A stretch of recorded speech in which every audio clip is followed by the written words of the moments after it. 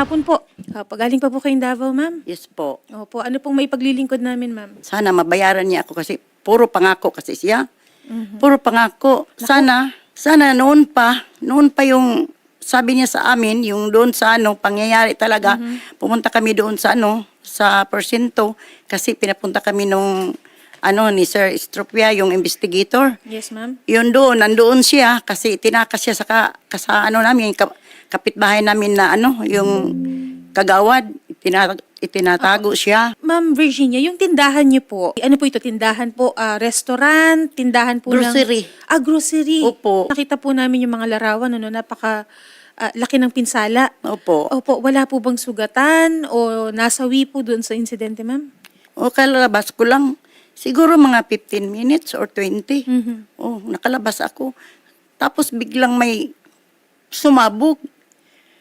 Doon ako sa likuran. Kita ko ba yung sumago? Parang usok yung mga semento na yun. Opo.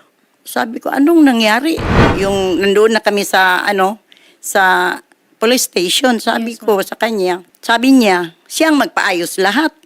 Tiwala man din kami sa kanya kasi man din siya magkipag-usap sa amin. Kasi Maayos may naman kasama siya ako kasi hindi pumunta dito dahil natatakot, ma. Hindi lang po kayo yung biktima. Hindi. May kasama kami. May naputulan ng kamot. Kamay Kasi po, yung kamay. dito. Yes, ma'am. Kasi, parang, yun ang kasi, parang pasahero or yun ang Pahinante po. sa kabayo. Hindi ko alam kung anong role niya doon. Okay, so maliban po nanay sa tindahan po ninyo, ano po May yung bahay mga- pa po. So may May bahay kay, okay. kay Sumalinog. Yun po. Kasama doon. Yes po. Okay. Oo. Ito nanay, yan pong larawan po na yan po yung Yan, mismong tindahan po ninyo? Ito. Parang na hati. Okay. Yung dito, yung banda dyan, ayan kay Sumalinog yan, yung kapitbahay So din sa namin. kapit ba? So dalawang property po Yes. nasira? Yes po. Sir Chofilo, hello po. Hello, ma'am. Driver po and at the same time kayo din po yung owner? Yes, ma'am. Opo. Ano po nangyari nun, sir? Ma'am, nawala ng brake, ma'am, galing sa taas, papunta doon, wala na akong magawa, nawala ang brake, tapos bangga doon sa tindahan niya. Pagka bangga, nadungol doon sa tindahan niya, lumagpas yung gamay, ang impact, malakas ang impact, naipiktuhan niya isang bahay. Nagkausap naman kami, pinayaran ko yung damit na mga damit po, 25,000. Ang usapan namin doon na ako ang magawa ng tindahan at ako yung isang bahay. Okay. Tapos ma'am, ang matagalan lang ma'am, dahil nandiyan ang gag-drop. Matagalan nahiga dahil ang ugat niya. Okay. So, right after pagkahila ng contract, pinaayos ko sana, pinadiligiran ko na ng materialis dahil ang usapan namin na ako ang Diyos. Tapos mayroong contractor na pinadala ko doon. Okay. Sabi na sa barangay, bayaran na sila ng cash. So sabi ko, medyo malaki man ang demand naman was 50. Sabi ko, medyo malaki ra. Lumapit lang po siya dito kay Senator Raffy from Davao para malaman lang po kung kailan na daw po mababayaran. Talagang magbayad ako. Linawin ko, Sir Chofilo, may binigay na po kayo na magkano po? 60,000 ang estimate value ng contractor. Tama po ba? Kailan binigay? Wala naman binigay sa akin. Papel raman yun, sabi Yung niya. binigay yung estimate, ma'am. Yung Okay. estimate daw niya, yun lang. Kasi sabi namin, kung yun lang ang ibinigay niya, maliit lang yun. Kasi paano na yung pang-araw-araw namin? Pang pa sa Panday? Yun lang yung building, sabi niya. Hindi kasi naisali yung dyan yung pang-araw-araw namin. Paano na? Sir, doon po kasi kinukuha yung pang-araw-araw nila. In short, sir, yung sa Danyos po. Kasi sir, Ayun, ma'am. syempre, mini grocery po ito. Ito po yung kanilang source of income. No? At ilang... Kasi Ma'am Sherry, sabi niya, sinadya talaga niyang banggain ang tindahan namin.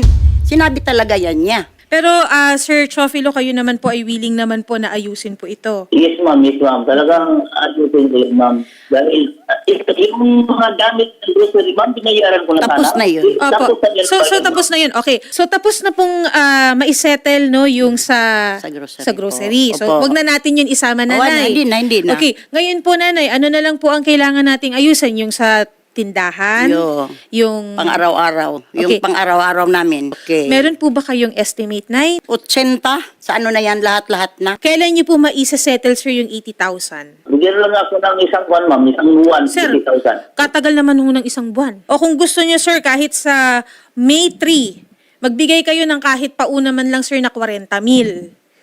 Pwede, ma'am. Pwede, ma'am. Tapos, sir, pagdating po ng May, let's say May 10, yung susunod po na linggo, bigay niyo na po yung another 40,000.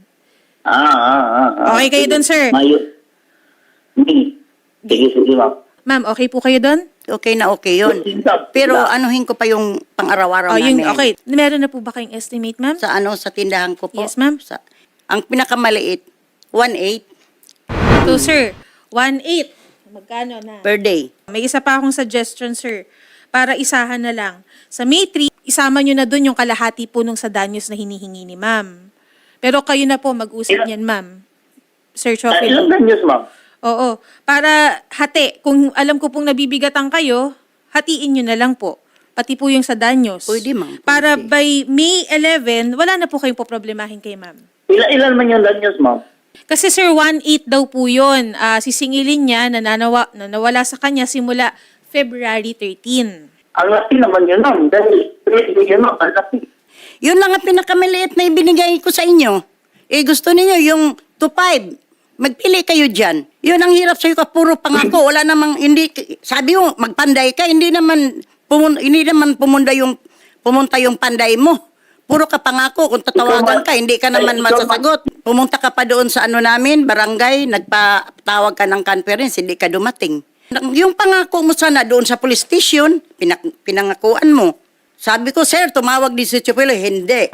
Siguro po yung doon po sa 1.8 nanay, no, pag-isipan nyo muna po. Pero sa amin nanay, hindi kasi kami maaaring manghimasok sa usapin po ng danyos. Hindi kami pwedeng magbigay ng presyo sa inyo. Okay. Opo, sa inyo po yan, internal na pag-uusap nyo na po yan. Ibenta nyo na po ba yung sa grocery, nay? Andoon pa yung iba. Doon pa sa amin. So, nabibenta nyo po? Hindi. Kasi na may mga oil na. Pinukonsumo na lang namin yung iba. Lahat yung gamit, nabayaran doon lahat. Hindi yun lahat. Huwag ka magsabi na lahat. Hindi man lahat. Kasi sabi mo na, huwag mo na lang yung, hindi nakasali yung nasa nakabitay. Ito lang dito. Okay. Imo-monitor po natin to nanay na magkaroon po kayo ng agreement na maibibigay po yung 80 mil sa inyo. 80. Ang party list na masasandalan. Axia yes. Sergeant Estropia? Yes po, ma'am. Magandang hapon po. Sarge, nagkaroon po ng agreement dito sila Nanay Virginia and si Sir Chofilo patungkol po dun sa insidente noong February 13. Bali, mababayaran na po ni Sir Chofilo yung 80 mil for labor and dun sa materyales. At pero ito po ay hahatiin. No? Hahatiin po yung pagbigay po ng 80 mil dahil syempre, inintindi rin po namin yung sitwasyon din po ni Sir Chofilo na nawalan din po siya ng pangkabuhayan. Asistehan na lang din po natin, Sarge Estropia, sila sa tanggapan po ninyo, gayon din po sa barangay for agreement po. Yes po, ma'am. Salamat po, Sergeant Estropia, at magandang hapon po. At least, okay na po yan, Nay. Pag uwi niyo po doon, ayusin na lang po natin to, Nay. Okay po. Okay po.